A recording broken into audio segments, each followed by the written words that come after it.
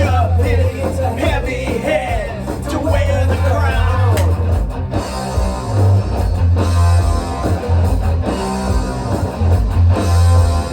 What's up, Vinyl community?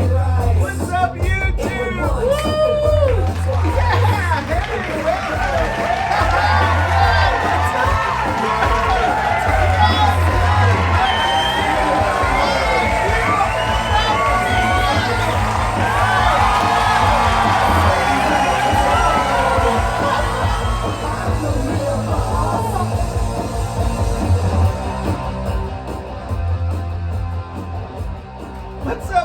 community, what's up YouTube? Welcome to Cosmic Vinyl. I'm Cosmic Brian, your host, rocking the Doctor Strange t-shirt. Check it out.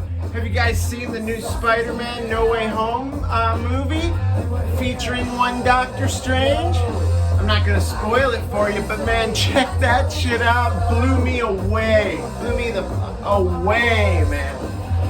All right, welcome aboard the Starship Cosmonaut, you guys. Welcome old subscribers, welcome new subscribers, and all who else that may have stumbled into the cosmic realm. Glad to have you. All right, so we're gonna do an episode of kind of like a Far Out Finds, only it's gonna be the Weirdo Rock Edition. Now, as you know, I'm a bit of a weirdo, and like no surprise. And I know there's a few weirdos out there in the vinyl community as well. Some of you might be closeted, some of you might not. But either way, I think somebody might be able to latch on to something that I'm going to show today. So, yeah, starting it off, man, right off the bat. Mixed Jaguar. Woo! Fame and Fortune. Check out that cover. Fantastic song list there. The reason I'm showing that one, I've used it before on an intro, I've shown it before, but Darren from DeVille Vinyl channel, he showed his, recently showed his Riding Easy albums, and this is a Riding Easy album. In fact, you can probably get it for 10 or, I think I got mine for like 5 on clearance, but Darren, if you're watching this, man, I know you kind of like the heavier stuff, but this is kind of like New York City, late 70s, kind of power pop punk vibe to it. If you're into that, you might check this out. So yeah, check out his channel, by the way. Him and his wife, Vilma there. Great channel. So yeah, I'm gonna get right into it, but I got a little necessary business to tend to first. What, you guys didn't think you were gonna get away without doing a big chug, right? I mean, come on. Oh, and check out this koozie I'm rocking. It's they got hitched, Paul and Emily, and the date on this is September 25th of 2010. I mean, nothing says marital bliss like tossing some koozies in your guest's direction, right? Rumor has it that prior to their wedded nuptials, Paul had gotten Emily knocked up, and then a few months after they were married, old Paul had a job as an over-the-road trucker. He lost his job due to getting busted for driving under the influence of methamphetamine, mind you. So now he's doing time. She's raising a kid on her own. The marriage fell apart within a year. Let it be known not to use a koozie for your wedding guests for the reception, because it's wedded bliss doomed, my friend. Anyway, so big chug. 1, 2, grab your cold swill, grab your cold bev, and let's hit this thing. A big chug. Oh, yes, my good friend, of course. All right, let's get into some Weirdo Rock. You guys ready for some Weirdo Rock? All right, so I'm at my favorite record store down here in St. Louis, and it's called Planet Score, right? Let me see if, there we go. Cool logo, very cosmic, I might add. Love that sticker. So I'm just gonna give a shout out to my new friends Tim and Joe who run the show down there. I was going through the punk rock bins, found this record, Diamond Distance and Liquid Fury, Sonny Vincent, The Primitive Years, 1969 through 76. Now when I seen this, I thought, this doesn't look like punk rock. This looks more like proto-metal, maybe some prog, maybe some psych or something.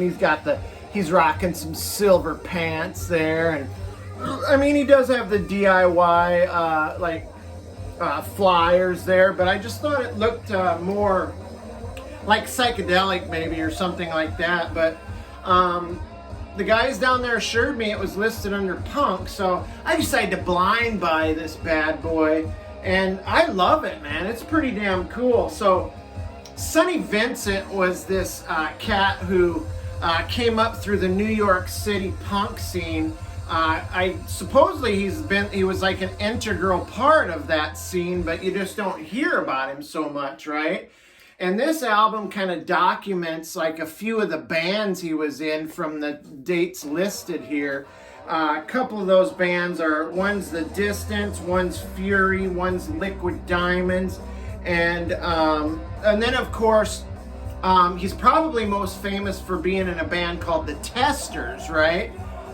So yeah, decided to grab this. I was right, man. The early stuff does sound kind of like garage psych in a way, and then as it kind of goes on, you get into more of the his punk heritage type stuff. Anyway, on Instagram, there's a channel, or I don't know what do you call them, a channel, or what do you call an account or whatever on Instagram? One called Party Shack Records. And that guy commented when I posted this that Sonny Vincent had done a project with Bobby from the band Pentagram called The Limit, which I'm going to have to check out. I haven't yet, but should be pretty damn cool. But this guy was like a street punk from like the age 13 on. He was taken in by the punkers of that era.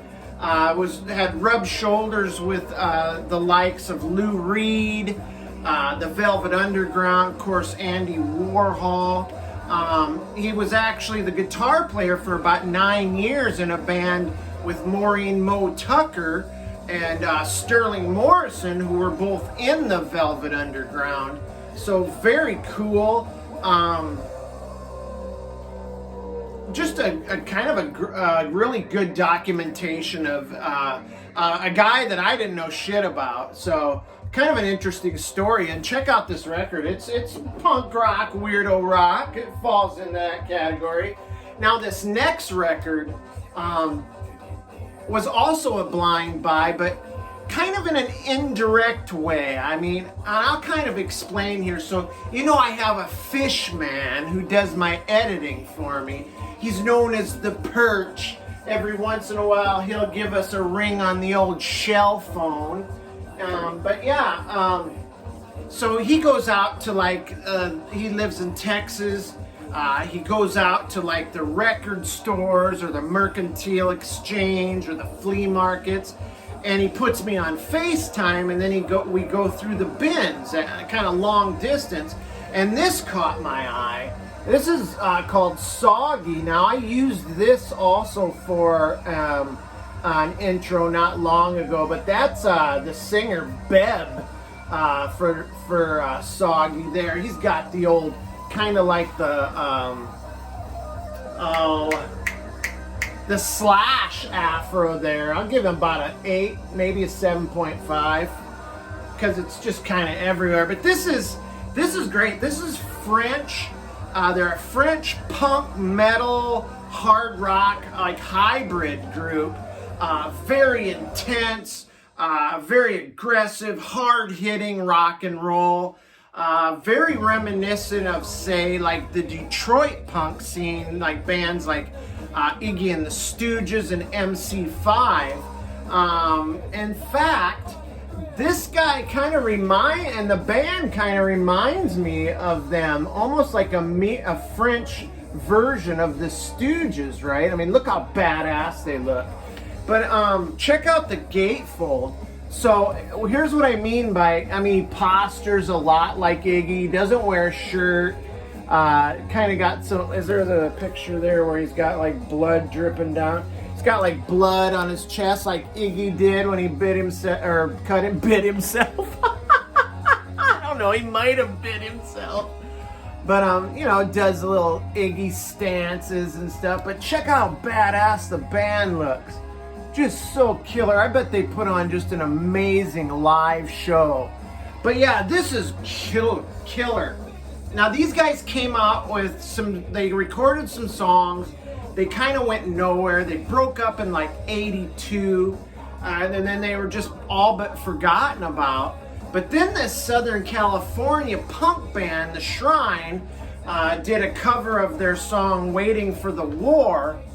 And Beb got wind of it. Bebby right here, the old Beb, got wind of it, and he got into contact with The Shrine and said, hey man, I dug your cover of the song, and they invited him to appear on stage with them at Hellfest in France, and around the same time that this was released.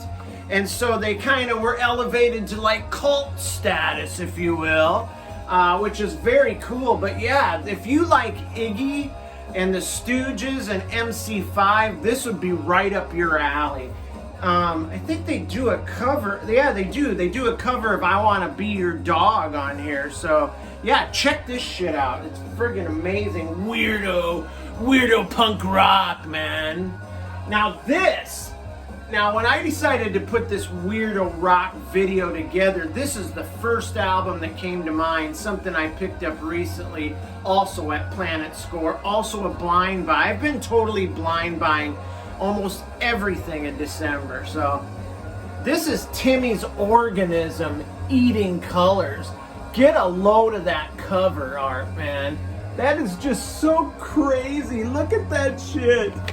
Oh my god, check out the back cover. It's friggin' awesome. I love it. Now, Timmy's Organism is led by a guy named, I believe it's Timmy Vulgar. Now, Timmy Vulgar has been in the Detroit punk scene for 20 years in different bands. He's fronted several bands. The Clone Defects, Epileptics, The Human Eye. He's also a visual artist who likes to do a lot of stuff with giant eyes. Obviously, he's into that. You can see from here and from here. And I think it came across my radar on, I was watching a video of a documentary either about Detroit punk rock or about the Gories. I can't remember, but he was on there. And I just remember his look was very striking to me. He had this crazy hairline. I'm going to show you this, by the way. So this is Timmy Vulgar right here. And if you get a look there, he's got like Ben Howard, what's Ron Howard's brother's name? He kind of look Clint Howard. He looks like Clint Howard kind of with that hairdo, right? Oh my god, I just realized something. Check this out. Look at this guy.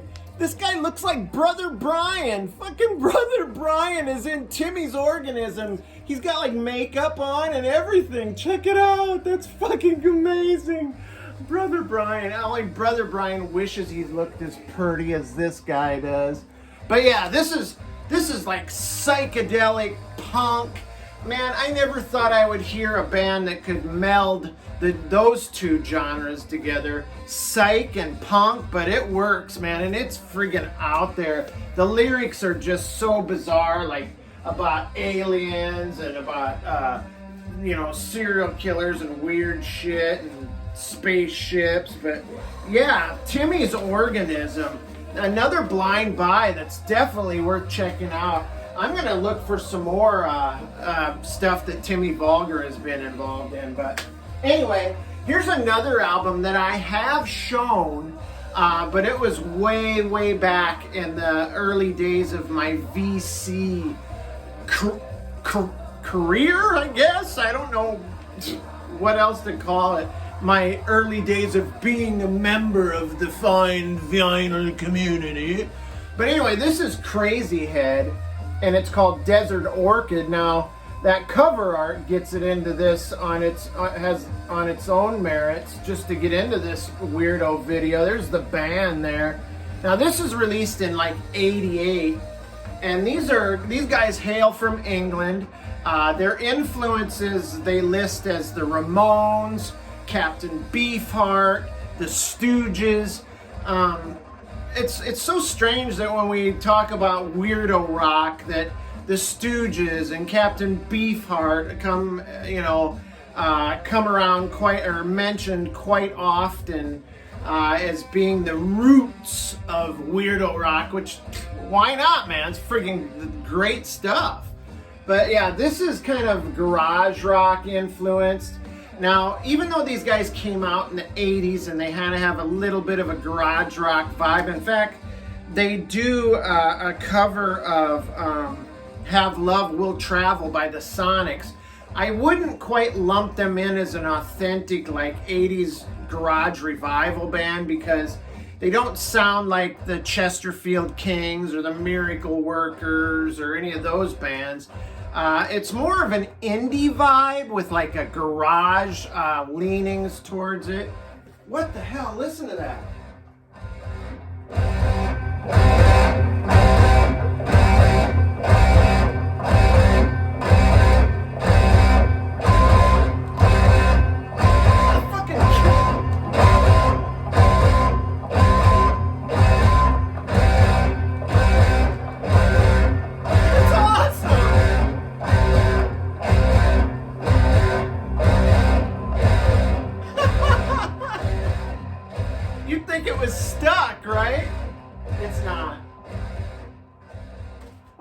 Awesome. I couldn't resist, man.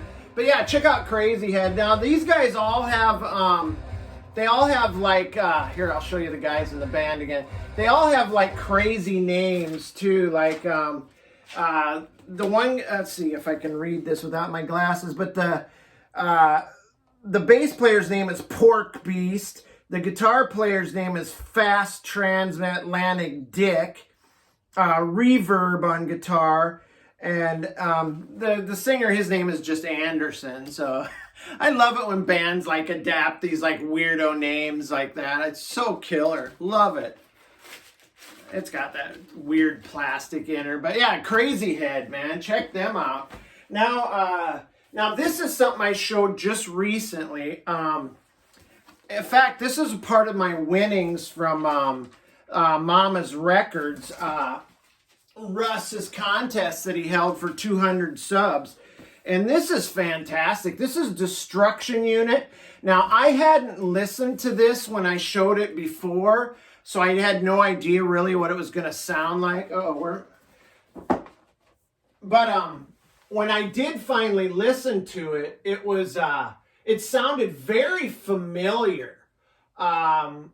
And I was like, so then when I started doing my, some research on it, then I realized why it sounded familiar, because within this band's ranks is one J Retard. So this band Destruction Unit, also known as D Unit, has J Retard, which he goes by J Unit. In the band, he plays bass. And then there's Ryan Wong, who plays, I believe Ryan Wong plays drums. He's R Unit. And then there's this cat named Elijah, I think. So that's A Unit on guitar. And this is like, I've seen it described as death synth or just really harsh keyboard punk. But you can tell that Jay Retard's influence on this, because there is some melodic stuff, there's some good guitar hooks, and you can definitely hear his vocal in there. It's very weird punk, not the usual like hardcore or whatever. if you know Jay Retard's work, you know he's punk, but it's kind of a unique way of delivering the punk attitude and swagger. So yeah, this is fantastic, Russ. I appreciate that you thought that I dig this and included it in the prize package. So about Jay, Jay Retard was in several different projects, and he reminds me of Ty Segall in that way. You know how Ty's got, you know, his own band, and then he's got several other projects besides his. And Jay kind of reminded me of that. In fact, but it's too bad that, you know, Jay's demise, because, in fact, I'm going to tell you this quick story. I was watching an episode of Amoeba, What's in My Bag, and it featured Jay Retard. In the store, they caught up with him, right? And they were looking through his bag. He was showing his albums, and he had everything from like ABBA to, you know, some other crazy weirdo rock. And he justified what he had in his bag by that he liked to listen to stuff that sounded good when he was doing drugs, right? And that's been kind of his credo as a creator as well. He liked to create music that would sound good if you were doing drugs. So, but unfortunately, that credo became his undoing, as I think, I don't know, directly or indirectly, he died either of a drug overdose or of a mix of too many drugs, like polypharmaceutical issue. But rest in peace, Jay. It's too bad, because he'd still be waving the flag, the freak flag and the weirdo rock flag to this day. But yeah, check out Destruction Unit. Great stuff. I'm going to show this one real quick too. Siggy, what is it? Siggy Sputnik. It's the single. It's called, it's called Love Missile. And then on the other side is Hack Attack.